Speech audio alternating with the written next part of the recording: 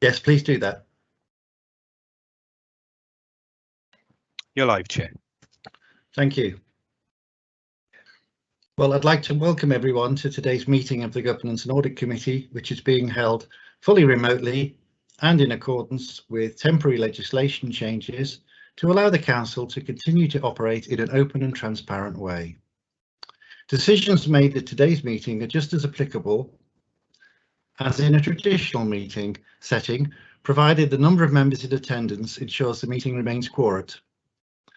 I would like to remind members that this meeting is being live streamed to the public. Can I request that you all switch off your cameras and mute your microphones when you are not speaking, and also ensure that you have your chat bar open for voting purposes. I've received apologies from Councillor Lane. If there are any other apologies that need to be recorded, please make this clear in the chat and then they will be recorded in the minutes.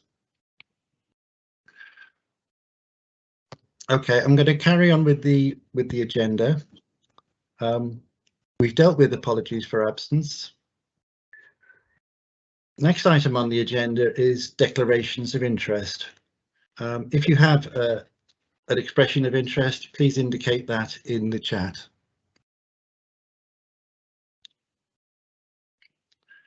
The next item on the agenda is the public open forum. Members of the public wishing to participate would have to notify their intention in advance of the meeting. No such interest has been expressed to date. The next item on the agenda is the action list from the previous meeting, but there are no actions on the list today.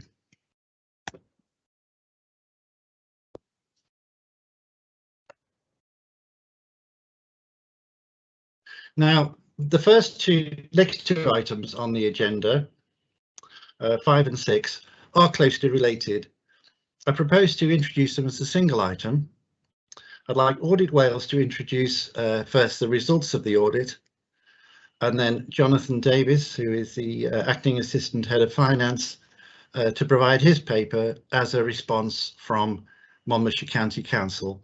So I'd like to turn this over to Gareth Lucy from Audit Wales to introduce the agenda item number 6, Audit of Accounts Report. Yeah, thank you, Chair. Yeah, as you mentioned, this is our closing audit of accounts report following our audit of the 2020-21 financial statements of Monmouthshire County Council. So this is our standard closing audit report that we issue at the end of every single audit within the council. So hopefully the format is familiar to members and everyone will have had a chance to read the main findings of the report. So I only intend just to summarise a few of the main highlights for you here, really, Chair, for members' attention. First of all, I'd just like to confirm that our audit work is now complete. In the introduction section to the report, at the time of writing, there were still a few tasks that were remaining outstanding at the time. Those have now been completed. Our work is now complete. I'm happy to confirm that we intend to issue an unqualified, that's a clean audit opinion on the 2020-21 financial statements, which is clearly good news. So very much thanks to everyone involved within the council in terms of collating these accounts this year and pulling everything together, which has been a huge effort. And the intention on our side then is following presumed approval by the full council tomorrow on 4th of November. If that approval is given, the Auditor General is then prepared to issue his certificate on Friday the 5th of November. So that's the overall headline in terms of our conclusion in the audit certificate. In terms of other items in the report, just to bring to your attention, our audit identifies a number of amendments that have been made to the accounts this year.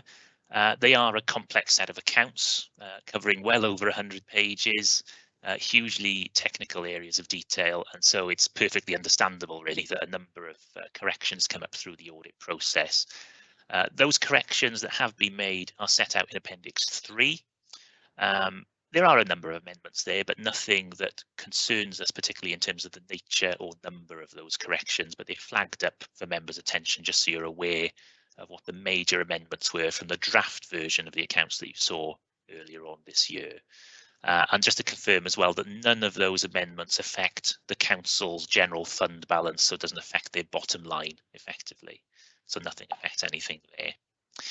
There are two misstatements that haven't been corrected by management this year. Those are set out in the body of the report within paragraph 15. So those are one item that relates to an overstatement of creditors of in the region £973,000, and one relating to an overstating of income of around £191,000. We're required by auditing standards to bring those matters to your attention, to flag them up, that they haven't been amended because they're above what we call our trivial threshold, so above the threshold that we are required to report to you on. But they are both well below our materiality level, both individually and cumulatively, and so they don't affect our overall audit opinion. They're flagged up for information, but don't really raise any other major cause for concern in terms of our audit work, and don't affect our overall opinion. The council has set out its response in terms of why it has opted not to correct for those particular items, primarily just due to the complexity of the corrections that would be involved, and given the tight timescales involved in finalising the final accounts at the time those issues were raised. There's also one recommendation that's been raised following the audit, and that's set out in Appendix 4 of the report. So that's a procedural recommendation really relating to the recognition of capital expenditure by one of the directorates within the council, the Children and Young People's Directorate.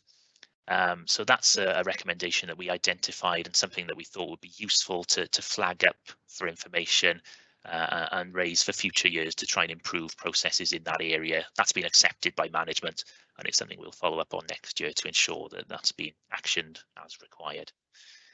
But other than that, Chair, no other significant issues to bring to your attention. Really, finally, I'd just like to reiterate our closing, our closing audit opinion, which is that we'll issue a clear and qualified audit opinion. And just to issue our thanks really to finance staff for all of their help in allowing us to complete the audit this year, and thanks to our own staff as well. Both teams really have worked under significant pressures this year brought about by the pandemic and working remotely, etc. So it's hugely appreciated by all involved, and we feel we have an excellent working relationship with council staff, and long may that continue. With that, Chair, I'm happy to draw this item to a close, and happy to invite any questions that members may have. Right, thank you very much, Gareth. I'm going to call on Jonathan Davis, the Acting Assistant Head of Finance at the Council, to introduce his paper that we've got down as agenda item 6, the Audit of Accounts report, partly by way of a response to the presentation you've just given, and I shall turn to questions and queries generally following Jonathan Davis's introduction. So over to you, Jonathan. Thank you, Chair. Good afternoon, members, and thanks, Gareth, for running through the summary of the audit report, which is obviously a very positive report again on the authority's statement of accounts. We've got a good track record over the years of having an unqualified opinion on the accounts, and it's pleasing to note that opinion remains unchanged, and that the issues raised throughout the audit have been quite, I guess, lost for words now, but they weren't significant in nature, and we're happy that significant corrections to the bottom line weren't made. In terms of the agenda item, just to run through the main issues from the authority side, I think it's important to note that we did have a statutory deadline to produce and hand over the accounts, and also for them to be audited, which was the 31st of July of this year. So as we note in the covering report, we didn't meet this deadline, and this was for various reasons around the impacts on the staffing function in finance and across the wider authority, really, in terms of the availability of staff to commit time to the audit. So we took advantage of the flexibilities that were given to us by Welsh Government, and we did make a notice to that effect on the 30th of July. As Gareth touched upon, the revised timetable is set out there in the covering report. I think in terms of the issues raised in the audit report, the misstatements and the presentational errors, I think it's important to reflect on the pressure that finance staff in particular were under during accounts closure. So we're looking back to March, April time of this year. Staff were having to deal with a lot of unbudgeted grants that were coming through from Welsh Government. They're also dealing with returns to the Welsh Government's hardship fund around COVID-19 support that is in place, and also staff resources were hugely impacted as well in terms of COVID-19 and the impact of on them and their families in terms of being able to commit the usual time to accounts closure. So I think more so than ever this year that the positive and constructive approach from Audit Wales has been welcomed. As I mentioned, key finance staff really were understandably taking significant leave following the closure period and during the summer. And I think Audit Wales were required to work around this, and they did that incredibly well and were patient when information wasn't quickly forthcoming. I think just to close, Chair, the key issue for us as an authority and as a finance function now is how we look to get back on a more sustainable footing moving into the current year's accounts closure. Those flexibilities in terms of the deadlines are not expected to remain there. So we need to get a robust finance function in place that doesn't look to overburden staff and doesn't overly rely on one or two key individuals. So that's a challenge that we'll need to reflect on going into the winter period, and the closure process. It starts very early. It's not just those few weeks at the end of the year which are impacted. Some of this work starts now and goes right through to the end of March. But I think in conclusion, Chair, positive audit report and a good result for the authority again in terms of closure of accounts. Thanks. Thank you, Jonathan. Okay, I'm going to throw this open now to questions and contributions. Councillor Eason, do you still want to no, thank you. make an intervention? No, thank you, Chair. Jonathan's answered the nub of my question, which is the effect on the financial year with pandemic. Thank you. Well, thank you. Okay, I'll call on Peter Davis. Thank you, Chair. Peter Davis, Deputy Chief Executive, Chief Officer for Resources. I think it would be remiss of me not to come in, Chair, just to, I'm sure Jonathan isn't going to sing his own praises, and I'm very appreciative of Audit Wales and Gareth's sort of input there in terms of providing an overview of what is, as John says, a very positive outcome, I think, in terms of the accounts audit. I think I just got to echo John's point, just in terms of the flexibility that Audit Wales have offered us through the process, both in terms of dates in producing the accounts and actually through the audit process and up to this point now. It's built upon very good foundations, and in terms of the relationship But I think my concluded remarks, I think, is just a testament, I think, to Jonathan individually, in terms of how he's carried the process through. He's made my job a lot easier than it could have been during, as Jonathan has explained, very testing times. But obviously, you know, those thanks, those profound thanks go equally to the finance teams who have been working tirelessly through the process.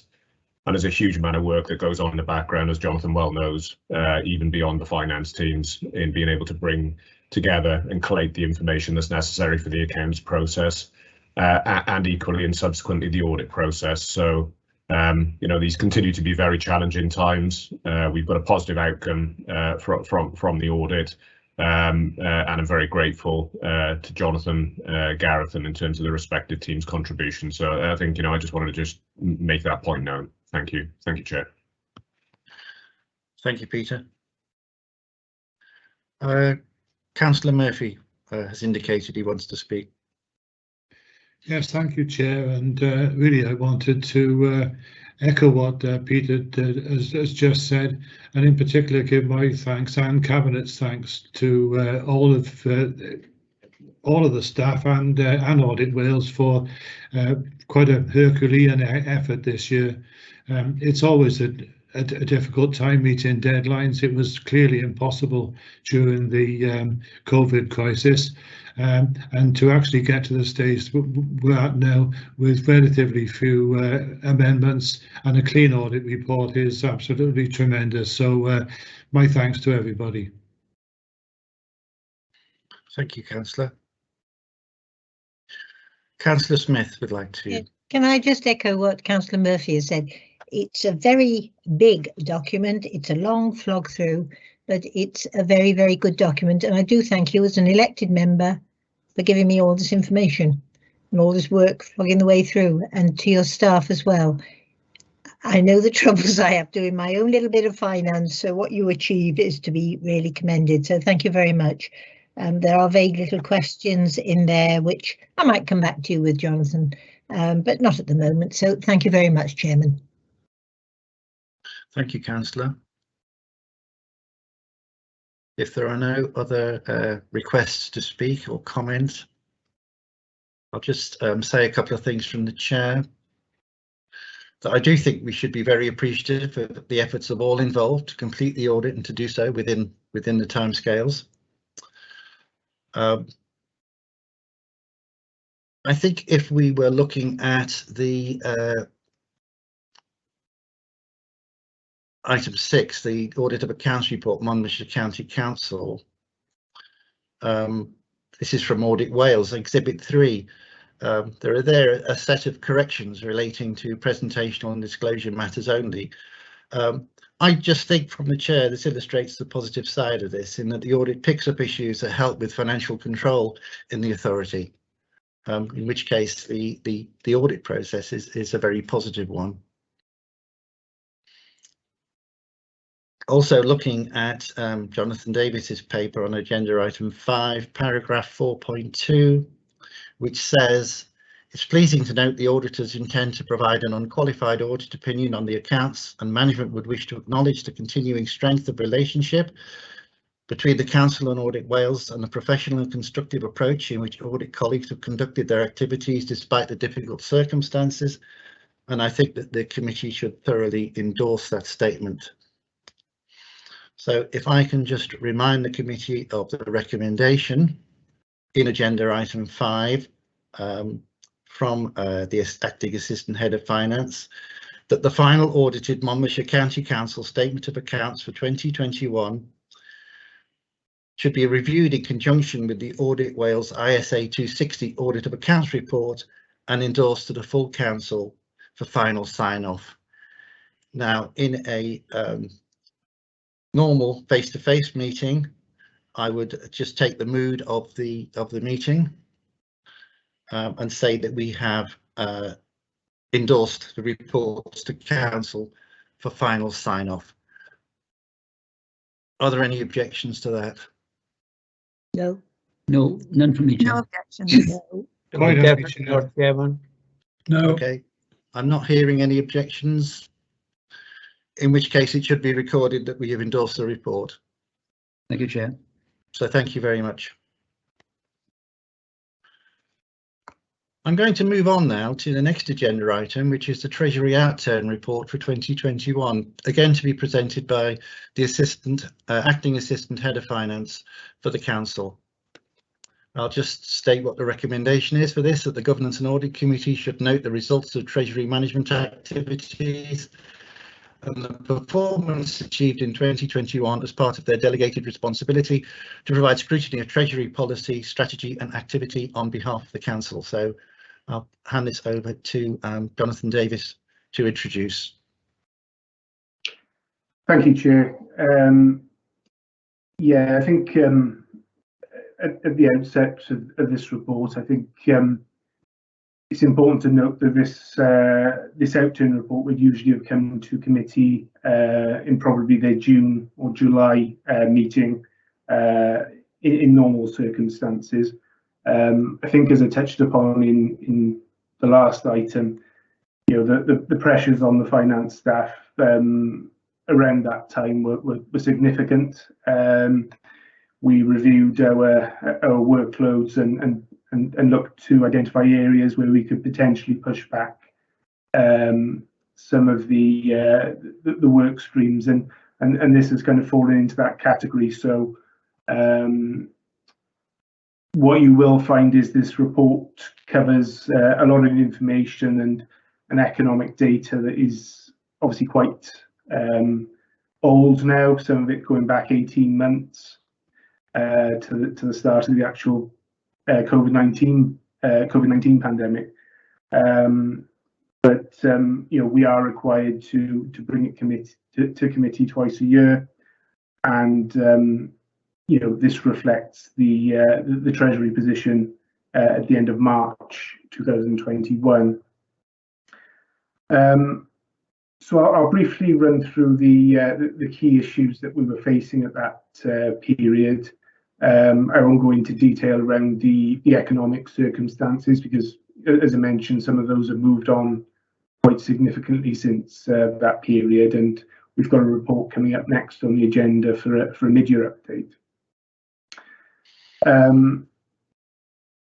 In terms of the key issues, I think despite the economic uncertainty during the last financial year, from a Treasury management perspective, apart from kind of early months of the year, it was actually quite a stable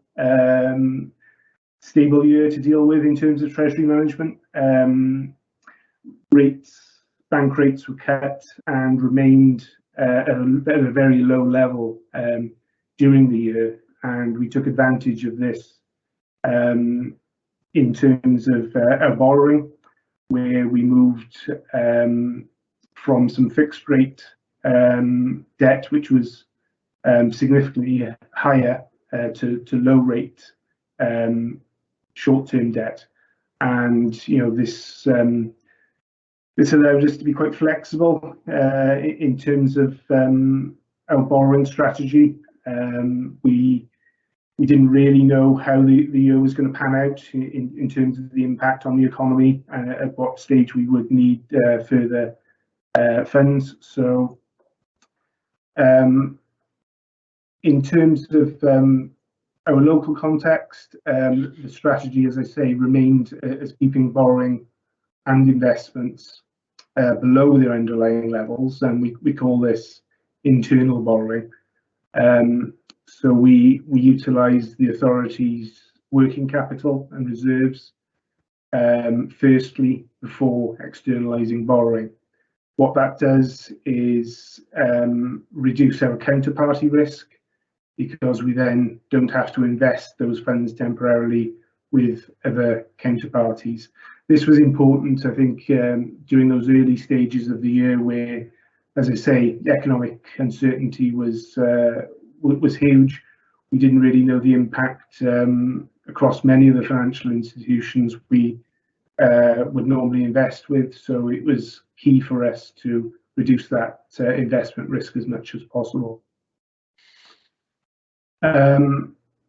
Just touching upon the in the summary and section 3.8, as members have been made aware previously, we continue to hold £3 million of investments in externally managed pool funds. So these are multi-asset funds where funds are invested on a consolidated basis with other parties and are managed by external providers.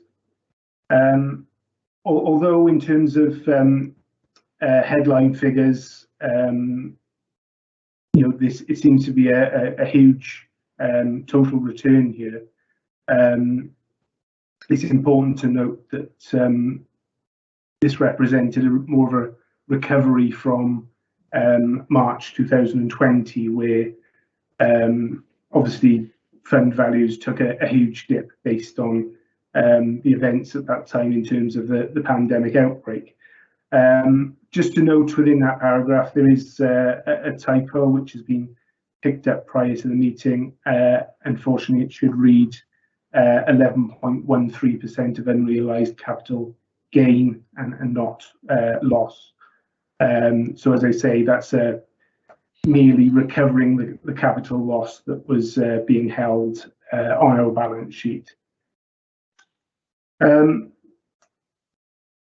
In terms of the summary, it's important to note that we have complied with the code of practice that we subscribed to during the financial year, and those limits and indicators that we set out within the Treasury Management Strategy for the year. Just finally, just to touch upon the COVID-19 pandemic, and as I said, it had quite a significant impact in the first few months of the financial year, with uncertainty coming through. In those very early months, we were asked to passport significant amounts of money through to other organisations and businesses through the Welsh Government relief schemes, and as noted there in paragraph 3.12, £41 million was passported through to other organisations. That meant that we had significant amounts of funds at some stages during the financial year, and we looked to invest these in short-dated liquid instruments, which were readily available because we weren't sure of the profile of paying those funds out. So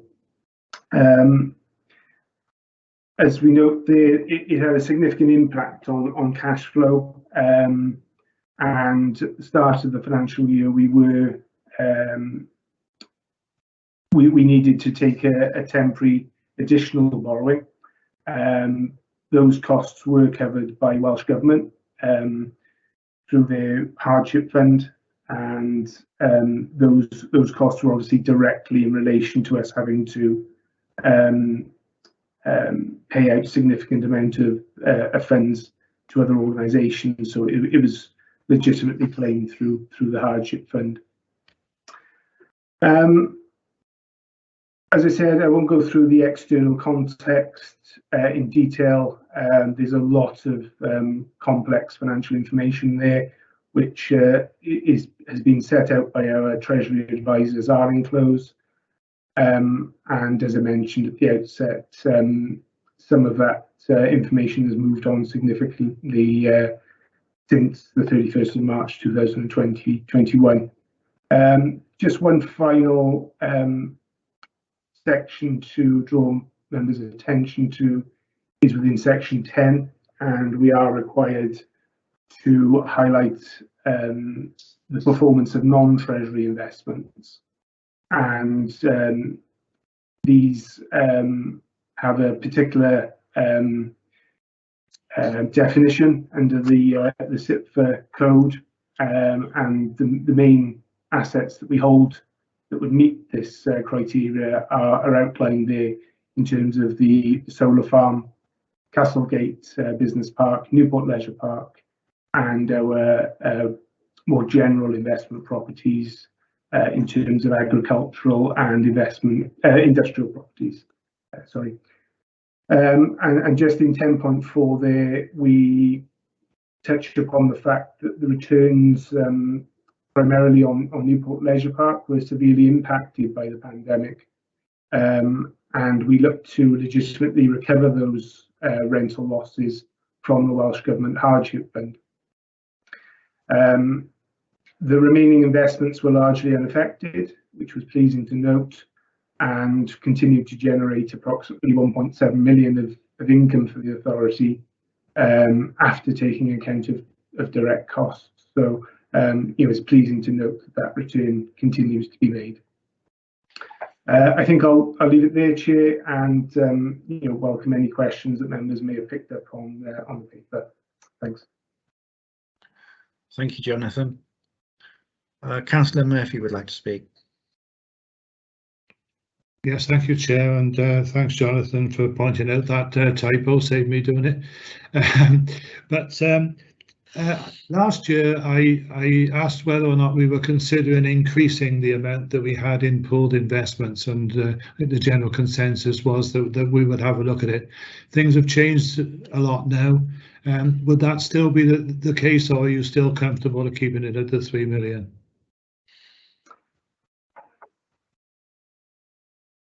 Yeah, it is something that we are intending to look at.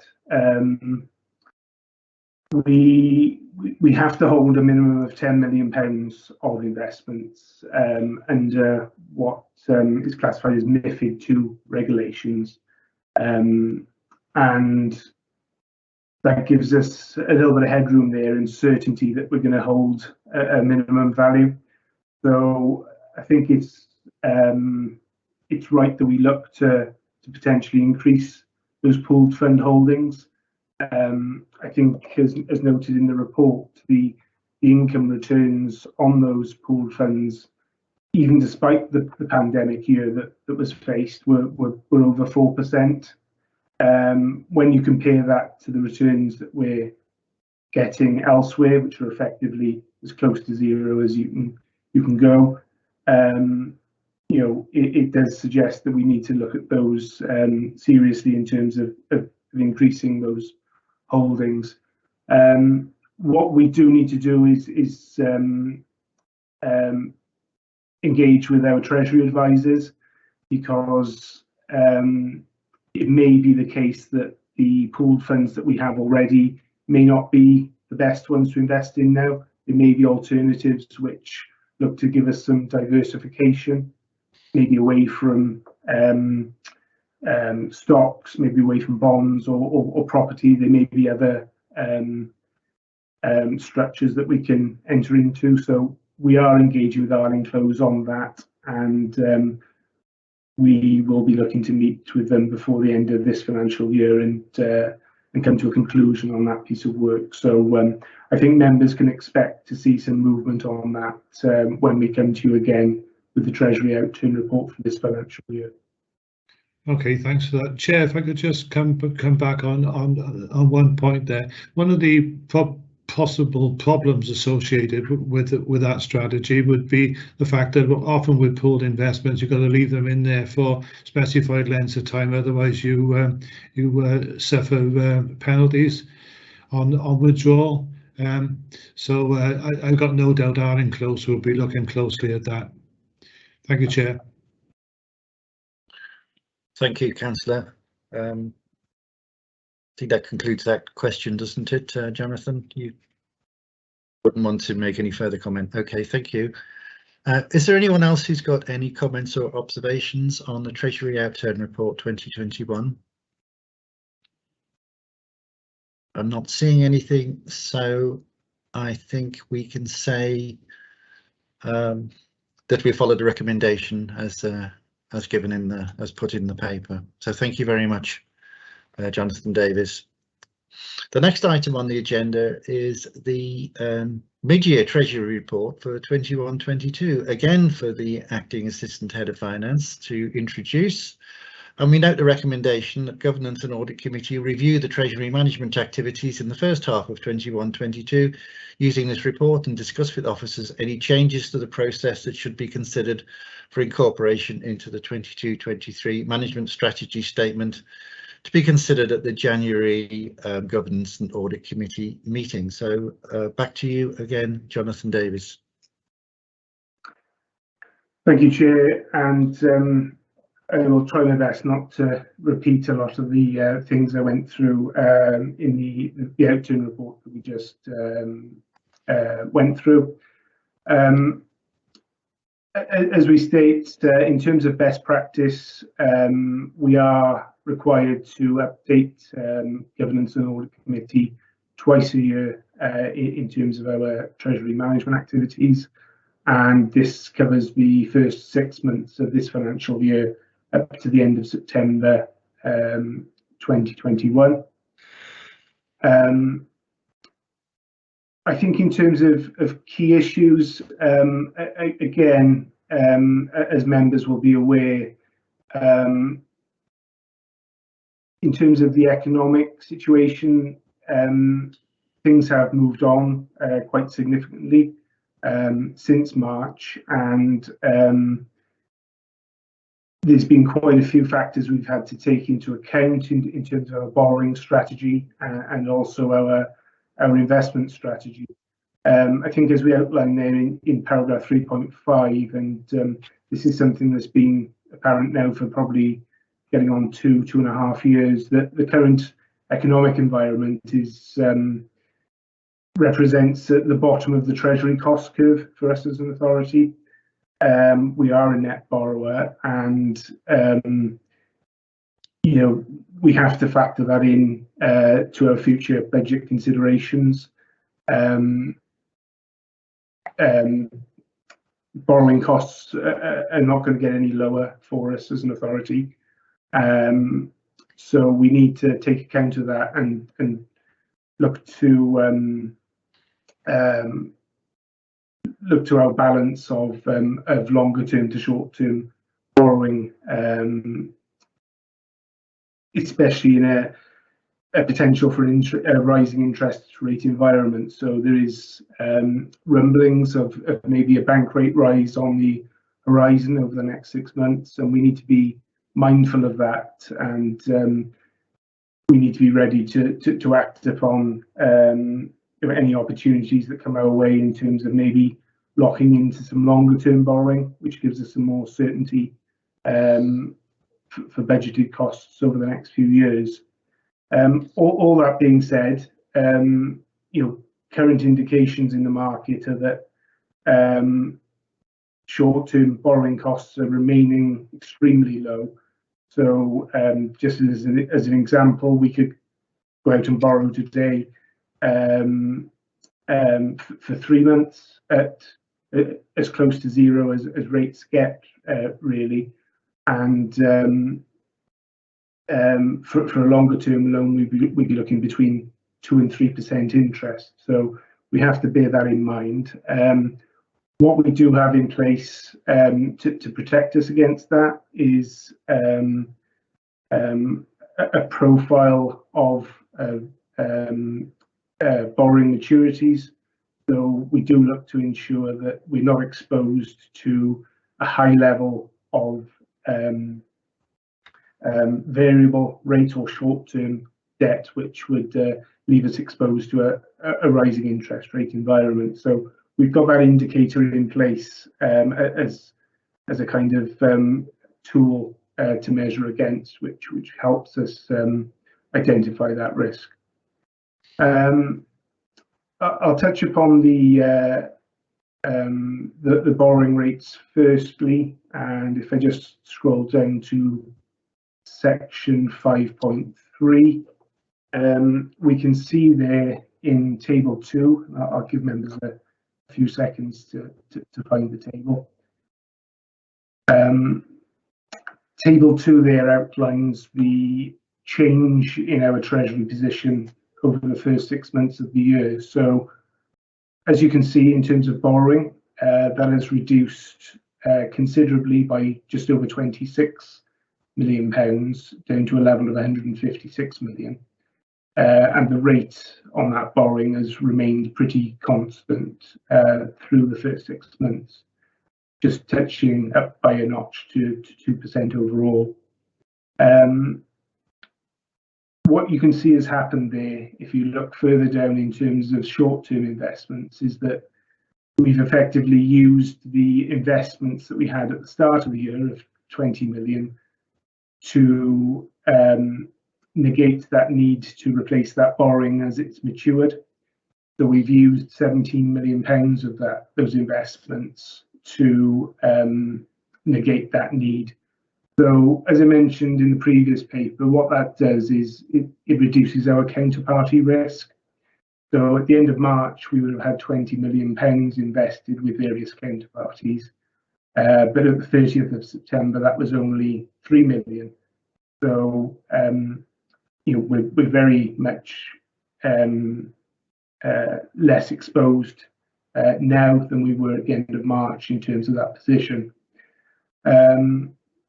Again, in terms of that overall rate, that has remained stable, but again, it's pleasing to note that the strategic pooled funds that we just touched upon continues to provide an income return of over 5.5%. That's significant, and unfortunately, just another typo I've spotted there. I've highlighted below that this is an annualized return, but I note that the asterisk has fallen off the line there for strategic pooled funds. So that 5.57% return reflects an annualized return for the period. I think just to finish again in terms of our non-treasury investments, and it is important to continue to highlight these. So these are outlined in section 8 of this paper. I won't go through the assets again that we continue to hold, but again, just to note that those investments are budgeted to generate again 1.7 million of investment income for the authority, and we are continuing to claim some rental losses from the COVID-19 hardship fund with the Welsh Government, but those losses are largely reduced on the March figures that we would have been claiming. So I think the first 6 months of this year, we've seen a return to more normal operating conditions for those tenants at Newport Leisure Park, and that is reflected in the rental payments that we've received. So it's a much more positive position at the end of September than it was at the end of March across that. So that's pleasing to note, and we're hopeful that's going to continue as those businesses recover from the restrictions that they had in place and consumer demand starts to build back up, hopefully through the final 6 months of this financial year. Again, I think I'll leave it there, Chair, in terms of all of the data. Just one thing to note is that I did add a background paper into these reports, which cover off the glossary of Treasury terms.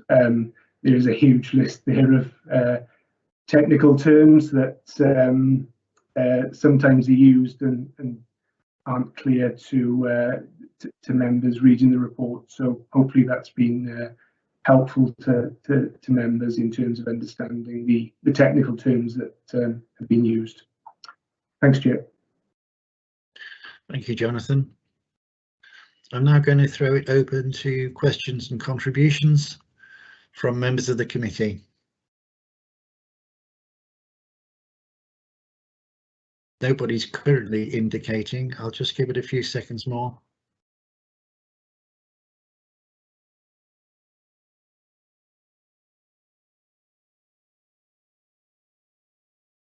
All right. I think then we should just conclude for the minutes that the recommendations that you made in your report, the mid-year Treasury report, have been accepted by the committee. I'll move on then to agenda item number 9, the internal audit progress report for 6 months into 21-22, and I believe that this will be presented by Andrew Wathen, the Chief Internal Auditor. Over to you. Thank you, Chairman. Afternoon, Chairman. Afternoon, members. As Chairman said, this is the internal audit report, progress against our audit plan for the 6 months into 2021-22. This is a fairly standard and regular report. I report into Governance and Audit Committee, so hopefully members will be familiar with its format. It is twofold.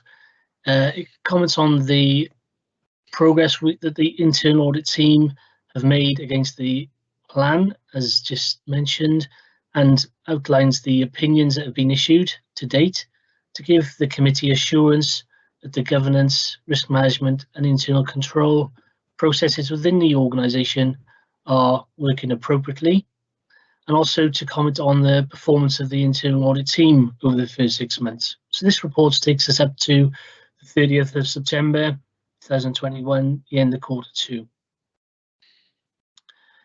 As reported into Governance and Audit Committee previously, Chairman, most of my team were redeployed in 2021, which resulted in very little PIs being produced, and as a result, there are no year-on-year comparison figures for the performance of the team, which we'll come into when we go through the appendix. One of the members of the team has been seconded out to support the COVID-19 business grants admin throughout the year. Unfortunately, this member of staff has subsequently left the team, an internal promotion within Monmouthshire. The team has gone through a recruitment exercise and our post will be filled mid-November, again from an internal promotion. And although we've started to work in line with our plan, as I'll come on to in a moment, the performance is good. We are still unable to undertake the majority of site visits in Q1 and Q2 due to the COVID-19 restrictions still being in place. But we're working with the Chief Education Officer to see if we can come up with a solution for that, working into Q3 and Q4, and I'll report back in due course to committee. So moving on to the first element, the progress against plan. Chair, we've completed 23 audit jobs, the draft report stage. These are not all opinion related jobs. We issued 6 opinion related jobs, and the details of which are shown in the appendix, which again I'll come to shortly. Those 6 opinions, there were 2 substantial assurance, 2 considerable assurance, and 2 reasonable assurance. To give you the committee assurance, there were no limited assurances in Q1 or Q2. And the team have also been involved in the National Fraud Initiative data matching exercise and the preparation of the annual governance statement, which is fed into the statement of accounts you've received earlier today. In terms of the implementation of internal audit recommendations, we are currently working on that, and that will be reported into you later in the year, hopefully at the end of this month when we have our second Governance and Audit Committee meeting, and that will also be reported into SLT. In terms of the performance of the team, we've achieved 28% of the plan as at the end of 30th September against a target of 30%. But as I've mentioned, we've been under-resourced from all of that period. In terms of turning around reports, draft reports are now being issued within 5 days against a target of 15 days. And final reports are being issued within 4 days against a target of 10 days. So that is a significant improvement than in previous periods, and hopefully that will continue as we move forward. If I could take members through to the Appendix 1, that gives the detail of the opinions we've issued. As outlined, there's a summary box there detailing a number of different opinions which we've issued. Excuse me. And then the corresponding table below details the individual audit jobs and the subsequent opinions that we have issued in draft by 30th of September. There's also a table following, which is the non-opinion added value work. That's also incorporated within our performance measures and completion of the plan, because we would count that as a job within our plan, albeit it's not opinion related. And there's a selection of jobs which we've undertaken there. Appendix 2 just gives members information about the definition of our audit opinions and how we categorise our risks in terms of level of whether they're significant, moderate or minor, and we've identified issues within individual reports. Moving on to Appendix 3, that shows the performance of the team. As mentioned, 2021, there's no comparison figures. So in 21-22, we have got a quarter-on-quarter comparison.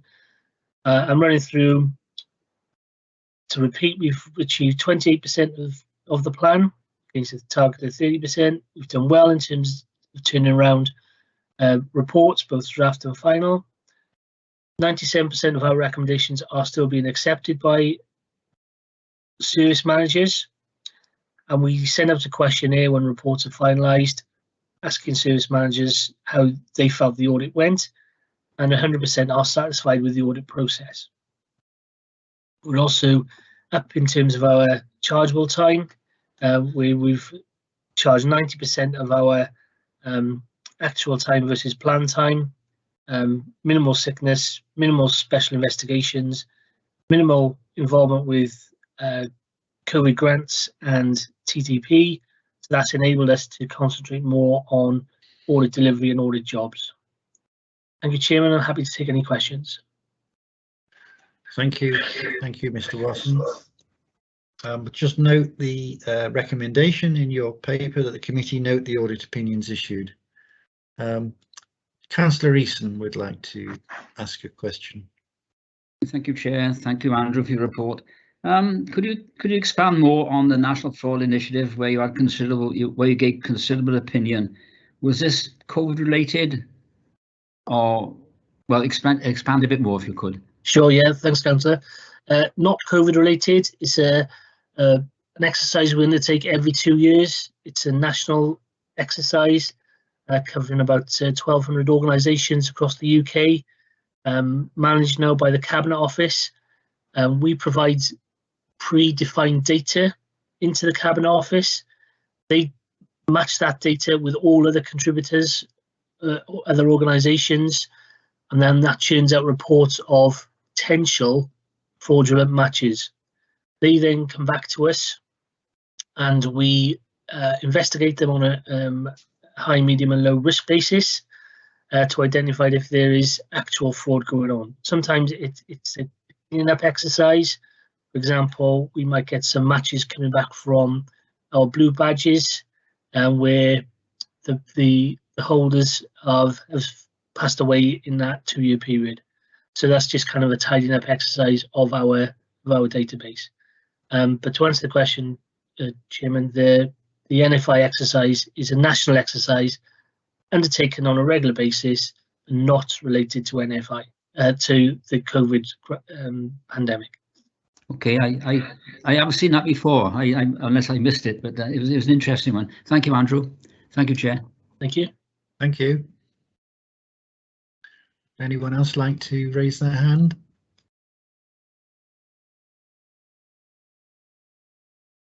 Not seeing anything, so then it should be noted that the committee has noted the audit opinions issued and received a report. So thank you very much, Mr. Watson. Thank you, Chair. The next item on the agenda is some feedback from the Audit Wales of a waste procurement review. Now, I believe this is going to be presented by Charlotte Owen. Is that right? I've got Gareth Lucy here. Yes, yeah. Sorry, Chair. I'm standing in for Charlotte for this one. Right. Well, would you like to introduce the report, please? Yeah, absolutely.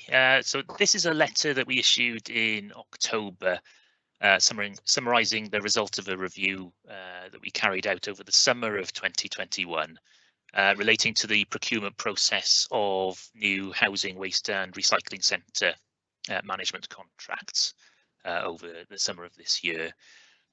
So we carried out this review basically with an aim to provide some real-time feedback into the process itself, to allow us to ask relevant questions into the procurement process, and to provide some form of challenge live, as opposed to performing a retrospective review, but also allowing us to identify some lessons that could be learned for future procurement exercises, both within the neighbourhood services service area, because there are other procurement exercises that they have coming up downstream as well, but also just wider lessons that could be fed across the council as a whole as well.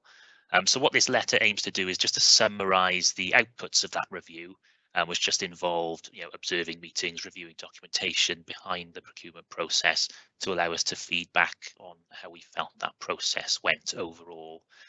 So what this wasn't was a detailed review of the legal steps of the procurement process, if you like. So we weren't checking details such as, were adverts placed in the correct place at the right time, was post opened appropriately, was scoring appropriate of all the various tenders and so on. That wasn't the focus of this review. This was looking more at the higher level management of the process. So were the right questions being asked in the right manner, at the right time, in the right way? And so to focus that review really and those questions, we used the 5 ways of working under the Wellbeing of Future Generations Act. So those 5 ways of working are to work collaboratively, preventatively, with a long-term focus, involving others, and in an integrating way. So you'll see the feedback that we provided is in line with those 5 ways of working. So just to summarise, I suppose, what the main headlines of this letter actually are.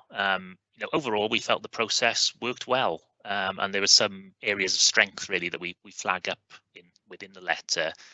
In particular, we felt there was a good use of outside resource to supplement a relatively small in-house team that was managing the process. So we felt that was proportionate and sensible sourcing of outside support. There also seemed to be strong internal collaboration as well. So feedback being obtained from procurement and finance sections, for example, which helped to facilitate the process.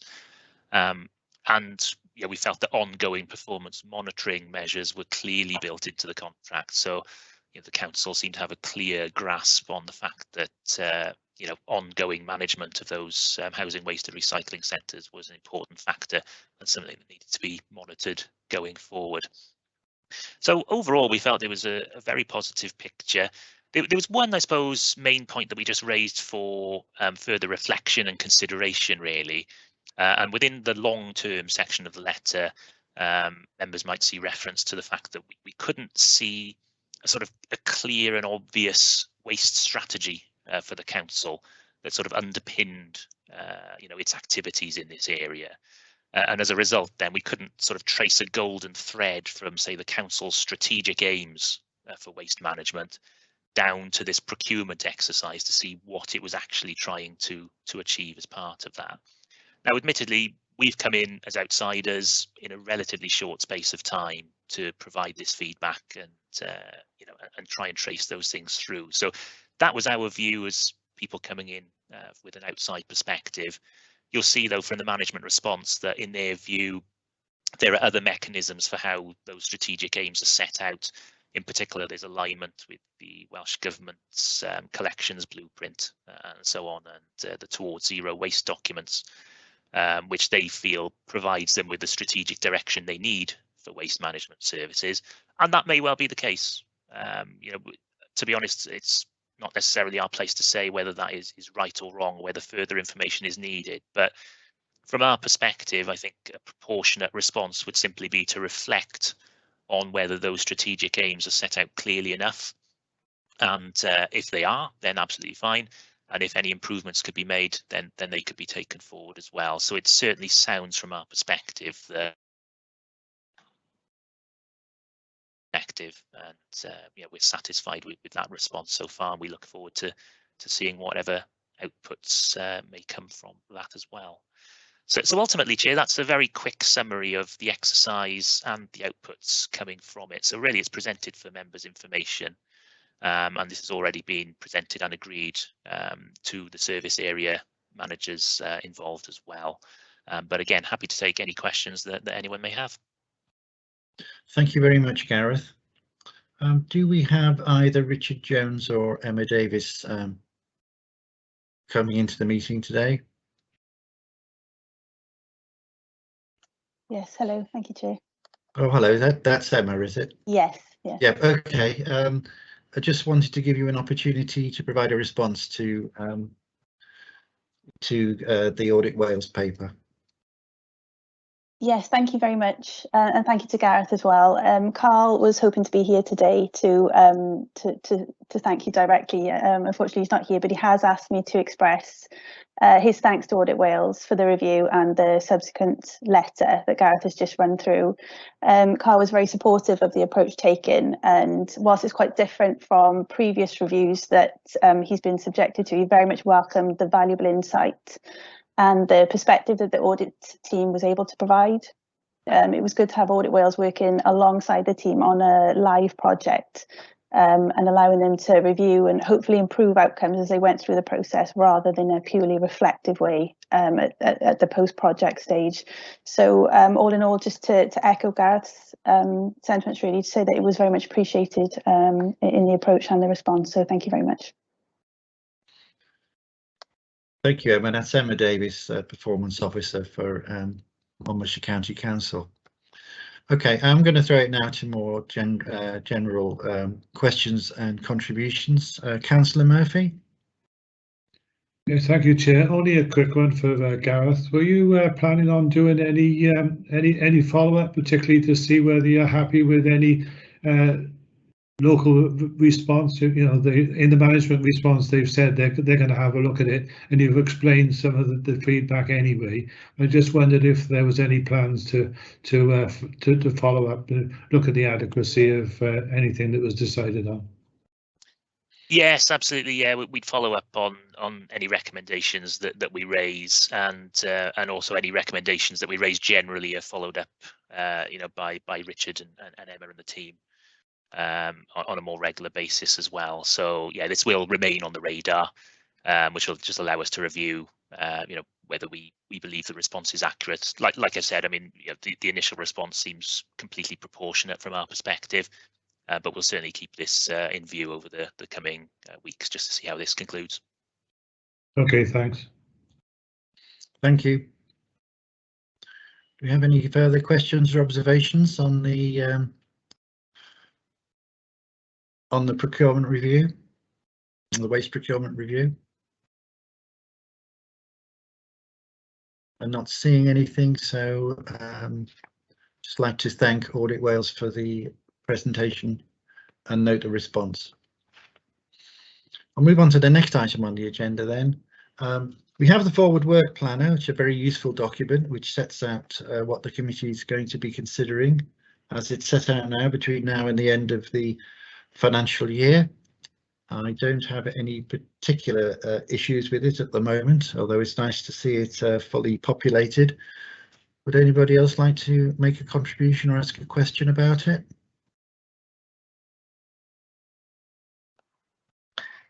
If I could, Chair. Yes, sure. Thanks. Andrew Wathen. Thanks, Chairman. In the table for the next meeting, 25th of November, it notes that there'll be an internal audit progress report, Q2. That's already been presented to you today because the data was available earlier than planned. So that will come off the work programme, and it will be replaced by the progress of implementation of internal audit recommendations, Chairman. Thank you, Andrew. Thank you. And a contribution from Gareth Lucy from Audit Wales. Yeah, thank you, Chair. Just to flag up as well, on the 25th of November meeting, we've got the items there for the audited trust fund accounts and our ISA 260 report that would follow on from that. Obviously, given the fact that the main council accounts have just completed, we'll only just be starting now on the audit of those trust funds. So I think the 25th of November will be a step too far really for us to achieve. So we'll be looking for that to be moved back to the 13th of January meeting. Right, thank you for that information. Well, unless there's anything further then on the forward work plan, I'll just move on to the minutes of the previous meeting.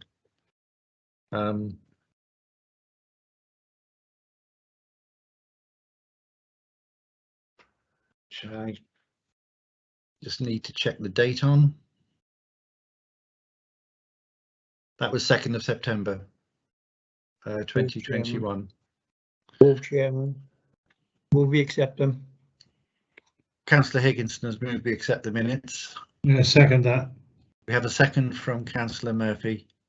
Yep. Unless there are any further objections, then I move that we rule that we accept the minutes. So thank you very much, everybody. And we'll note that the date of the next meeting is going to be Thursday, the 25th of November at 2 p.m. So I'd just like to thank everyone for their contributions at this meeting today. Thank you. Thank you, Chairman. Thank you, Thank you, Chair. Chairman. Chair. Thank you, Chairman.